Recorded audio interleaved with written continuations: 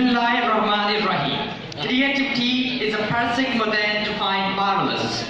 Creativity takes courage. Creativity is inventing, experimenting, growing, and making mistakes. Creativity is as important as literacy. Creativity doesn't wait for a perfect moment. So making simple complicated is a common thing, but making complicated simple, that is the creativity. So ladies and gentlemen, good afternoon to everyone. And how are you? Speak up, ladies and gentlemen, how are you? That is the real spirit of gratitude that we wanted to listen from your side. So here, today, we are going to present a very interesting novel about Pride and Prejudice by Jane Austen. This book highlights the social issues of Western society, especially the marital issues of early 19th century. Very soon, we are going to give a very effective overview of this book. But before, we are interested to introduce our group members. Hello guys, here I am Sukkur. I believe in self-discipline and self-organization when I do anything. This is the best way to do things on proper time. These tactics are key to my success. Assalamu alaikum friends, this is Javeria. I always resolve my problems internally because I think my inner world is bigger than the outer and I always do what I believe. Hello guys, I am Mohammed Aslam and I want to achieve something great and big in my life which may justify my existence in this world. I am never afraid of taking risks because only risks can justify my existence in this world. Hello everyone, this is Jeevat Kumar and I always welcome challenges in my life because I am sure that challenges always result in success and happiness. Challenge is pain, but leave everything plain. Hello, I am Nazir Ahmad. I believe in self-confidence because I think self-confidence is a symbol of demonstration that how much knowledge and wisdom you have. If you are confident enough, you can convey your message, knowledge and wisdom to everyone. If you are not, you can't. So I am the confident one. So we all are creativity seekers. Let's start the novel from the introduction of the book. This book, Pride and Prejudice, was written by Jane Austen between October 1796 and August 1797, and it was published on 28th of January 1813. It's the most popular novel in English literature. Its original title was First Impression, but it was then changed by Austen because it's mostly based upon Pride and Prejudice. It's a romantic novel and it's about love, marriage and social class. Let's move to the genre of this novel. The writing style of Pride and Prejudice is romantic, fictional and satire. It demonstrates the part of the history and guides us to see the life of the young women in the early 19th century, presenting the rich and poor families in the society of that ancient time, shows the novel as a historical fiction and satire. Let's talk about the address of the book. Sometimes valuable things are ignored by society because they have no idea about the sweetness of these things. Ladies and gentlemen, Jane Austen is one of those impressive writers who never let herself ignored.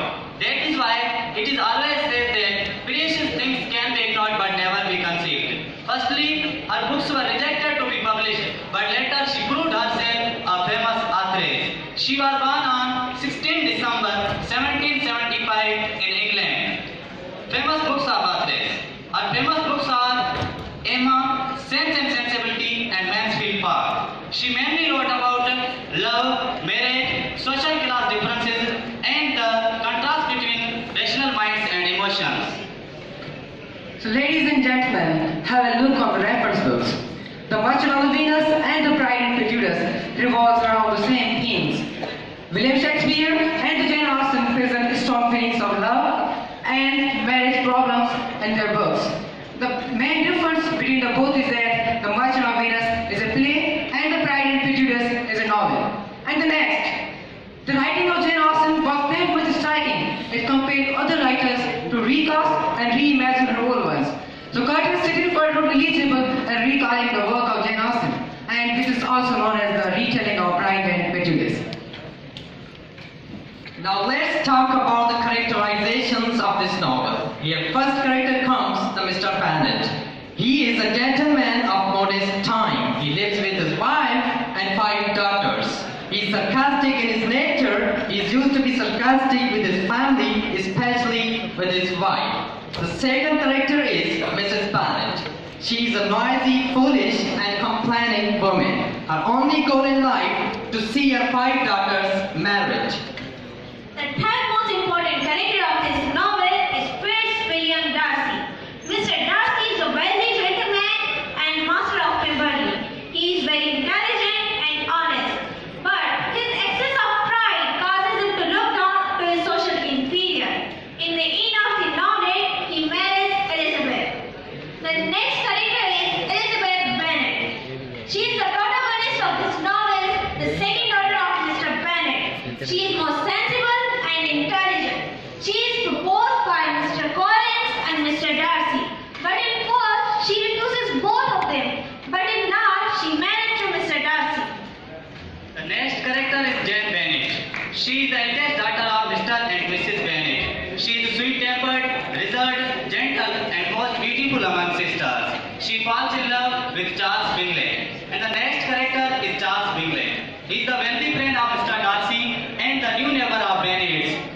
He is the owner of Netherfield Park. He falls in love with Jane Bennet. In the end of novel, he marries Jane Bennet because they both feel love for each other. So now, let's have a glance on the summary of this novel, The Pride and Prejudice. It's the story of love and life among the English people in old era. Mr. Bennet lives with his overbearing wife and 5 daughters in Longbourn. 3 miles away, there is Netherfield Park, which is rented by Mr. Charles Bingley. And Mrs. Bennet is desperate to see any of her 5 daughters to marry Mr. Bingley and set in Netherfield Park. She compels her husband to meet Mr. Bingley as soon as possible. She cries out and says, "Oh my dear husband, a very handsome and a very young man with a very good income come to settle in our neighborhood. Fortune smiles on us. You must visit him. Be quick." And after the very first meeting, Jane and Bingley fall in love with each other, whereas Darcy shows pride over Elizabeth. But after the very few days, Darcy finds himself increasingly attracted towards Elizabeth's charms and intelligence. Elizabeth is also proposed by Mr. Collins, but she refuses his proposal, and later he marries her closest friend, Miss Charlotte. Moving ahead, Miss Elizabeth visits her one of his best friends, Charlotte, at Hursford. After visiting here, she plans to move her to the Darcyshire with her aunt and uncle. On way, she stays at Pemberley, where she sees Mr. Darcy again. At that moment, Mr. Darcy proposes her for the marriage second time, but she refuses it completely. But at that moment, Mr. Darcy sends a letter to defend himself. After reading that letter, the perspectives of Miss Elizabeth totally change about Mr. Darcy and Mr. Wickham. But at the same time, she received another letter that actually contained a very bad news about the elopement of their younger sister, Miss Lydia with Wickham. Oh, what a tragedy. But at that moment, Mr. Darcy began very much. But he remembered some amount of money. Actually, that money was provided to him by Mr. Darcy. Such good act of Mr. Darcy totally changed the mind of Miss Elizabeth. Then they moved on to Longbourn and they married Miss Elizabeth and Jane. This is how the pride of Mr. Darcy melts and the prejudice of Elizabeth disappears. Dear audience, let's put a glance on the themes of the novel. The first and the most important theme of this novel is marriage versus love. The marriage is the main problem in our society. The author emphasizes the readers to accept the class difference, that the women undergo severe pressure to marry. Without marriage, they have fear of impoverishment after the death of their parents. As Miss Charlotte marries Mr. Collins, only for the financial support. With coolness. Thou she never loved his coolness. On the other hand, the authors also emphasize the importance of love marriage, the best one on the basis of love and the mutual respect, as Mr. Bingley and Darcy achieved during the course of the novel. And the second most important theme is family reputation. A reputable family in any society is a symbol of the credibility and the proud. The Bennet family is irreputable, but they are not much wealthy and rich.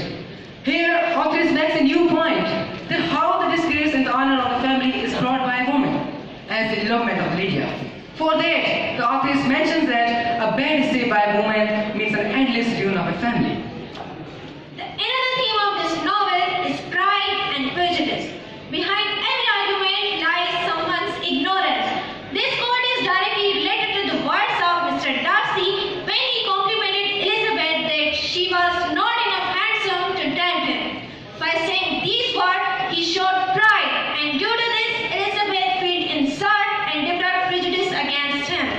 Do you know, guys, what is pride and prejudice? Pride is a quality in which a person feels proud, and prejudice is a predetermined opinion which is not actually based upon reality. As throughout the whole novel, Mr. Darcy's pride prevents Elizabeth from knowing that what is truth behind every situation. Moreover, these are the two factors which became a huge barrier in the way of Mr. Darcy and Elizabeth's union. By helping each other and overcome each other's pride, they find happiness. So, what we observe from this theme is to prioritize our dearest one over pride. Social status is another major possible theme of this novel. Here, authors criticizes the two different classes of Western society. One is the poor class, on the other hand, there is a rich class. Mr. Bannon's family has been introduced as a poor family, as Mr. Darcy and Mr. Bingley are put into the rich category.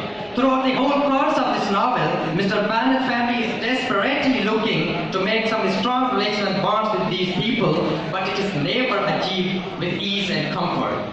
They have to undergo a lot of painful processes and delicate conditions. Finally, it is achieved by the true love. That's why it is said that we must work together to ensure equitable distribution of love, power, and money in our society. Let's come to the practical differences of this novel, Pride and Prejudice. Scenario of Pakistan society. Pakistan society is an alive example of Jane Austen's novel, Pride and Prejudice. Pride and Prejudice is considered a modern novel, although it was written in early 19th century, but it has many similarities to this era. Ladies and gentlemen, do you know how many women are divorced and how many women are unmarried due to not matching a couple exactly? Yes, the number will be in lakhs, and that's really a huge number. This is because of Pride and Prejudice. Hence, comparing Pride and Prejudice to the Pakistan society are suffering creatures like that of 19th century. No doubt that Pride and Prejudice concerned with our society, but there is no practical example of men and women because everywhere there are rules for humanity. Jane Austen has shown the tradition of the Western culture, and she has called women as a suffering creature that is totally different because each country has social and equal rights for women as well as for men. And Allah has said in Al-Quran that there are and for women have equal rights over men similar to those of men over women. Para number 2, verse number 228. Ladies and gentlemen, wealth should not be barrier in society because character, love, equality are most important things in relationship and marriage that are conceivable. Now let's talk about the morals of this novel. That what kind of learning lessons we have got from this novel. Before telling you the learning lessons, I just want to pose a question here. Do you think money is more important than love? What do you think? Speak up. No, obviously. Money doesn't matter as much as the true love does. As in the end of this novel, three major characters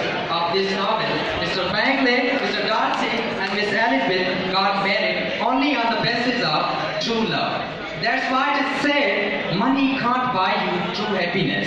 It only lets you choose your own form of misery. The second learning lesson is, it is good to honor your family. Feminine relationships in this novel express the honor and status of parents.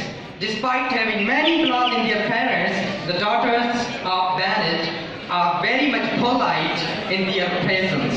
They maintain the same respect even they find to express any kind of problem to them. That's why it is said, family is a unique gift.